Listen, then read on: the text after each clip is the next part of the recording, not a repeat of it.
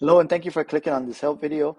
In this example, which is similar to the one that you're going to have homework, we're asked to, well, first of all, we're given a scenario where an ambulance is located at a hospital on the coordinates, and the emergency in this situation is 15 miles east and 6 miles north at the coordinate of 6, 8. Now, the ambulance needs to travel east along the highway and turn north on another road. And the travel time in minutes is given by this function. So all of the scenario simply boils down to understanding how to read this function right there, interpret this function. X is going to be the number of miles that it's going to have to travel.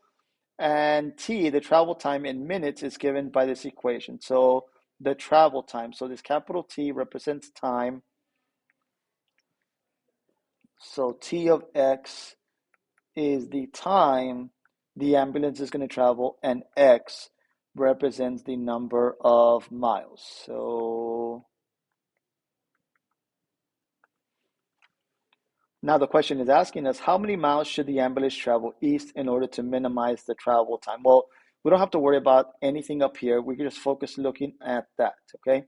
Now, since we're trying to minimize the travel time, we then have to be given a quadratic where the a value is going to be positive in order for the quadratic to open upwards, okay? And it does. Since a is 0.9, a number positive, then we're going to end up with a quadratic, a parabola specifically, that opens upwards. And we're essentially just trying to figure out the x and the y value to this position there, which is the vertex of our parabola. So how many miles should the ambulance travel east to minimize this? It's essentially asking us to figure out the x coordinates to that vertex. Now, we can jump straight into Desmos and find out that value because Desmos does find it for us. But here again is a reason why you shouldn't automatically jump into Desmos and use Desmos on every problem. Because in this example, notice that we have the decimal of 4.44, which is obvious to see that the decimal value of 4 keeps on repeating. So 4.4, again, is not the correct place. So that position, let me write in the value. So you see here, x equals to this one, again, is really close to the location of that point, all right? But if I zoom in a little bit more, I see that it's a little bit off to where the vertex is located. So you see, the vertex is not exactly at that position of 4.4. And if I add another 4 to this, it does move it a little bit closer, all right, but not exactly in that position. If I keep zooming in, I see that the intersection of the axis of symmetry, that vertical line, and this one, or this vertical line, is not actually at the axis of symmetry, is not going through the vertex. So this again is uh, the disadvantage of trying to use Desmos for everything and determining again where the x value to the vertex is by simply plugging into Desmos and identifying the x value of the vertex. Because in this situation, when we come across scenarios like this, where we have again the point of intersection with this vertical line and the actual vertex itself, they're not going to match up again accurately. And even though we can clearly see that this decimal value is repeating on infinitely, and we can do that, continue adding fours until it's actually in the right place. Again, now when I zoom in and I find the intersection of this vertical line and the vertex, I'm going to see that they're at the same location.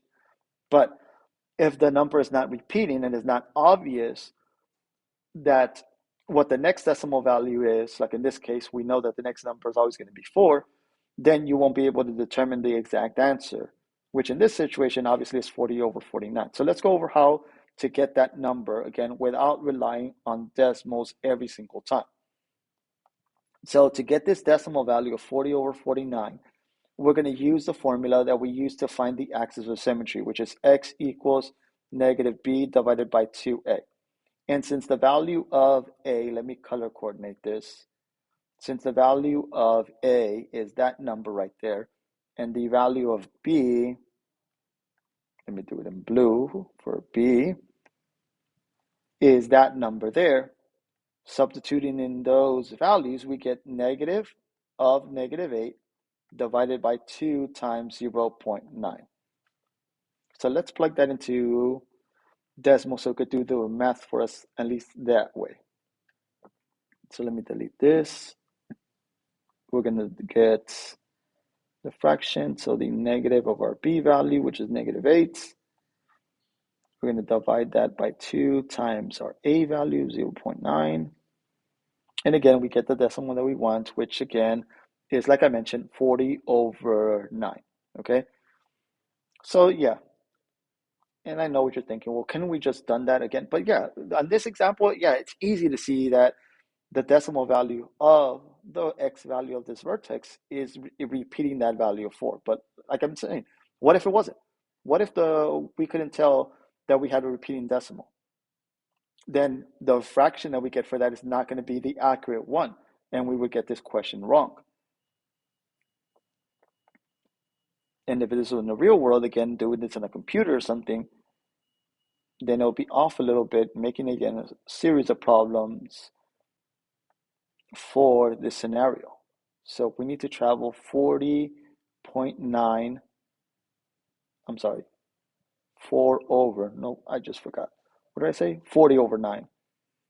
So I need to travel 40/9 miles east before I can turn west to minimize again the travel time.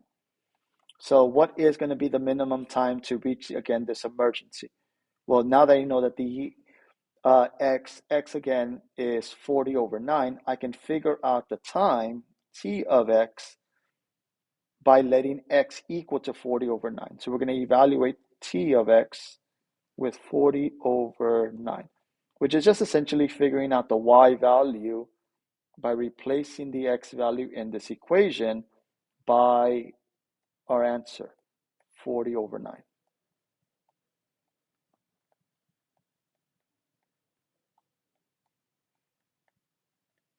By the answer of our previous parts, okay?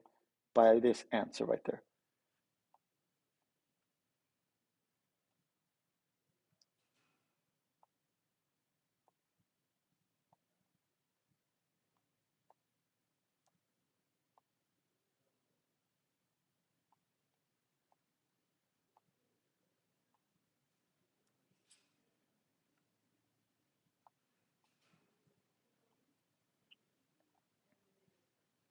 And again, look, we get the exact same decimal. So yeah, I know what you're thinking. Well, can we just done that again? Just use the point that we got there and just, again, know that the decimal of 2 was going on forever until we got the correct value. And yeah, you're in this situation, yeah, you could. You could just plug in the 2. Again, if you don't put enough 2's, you don't get the right fraction equivalency. So you need to continue adding more 2's until you see how the fraction, the answer went away, the equivalent fraction went away until it appears again. And then that second one, that's going to be the actual equivalent fraction to the decimal that we're looking for. So 146/9, which again I got by doing the substitution from this part right here, from that part there.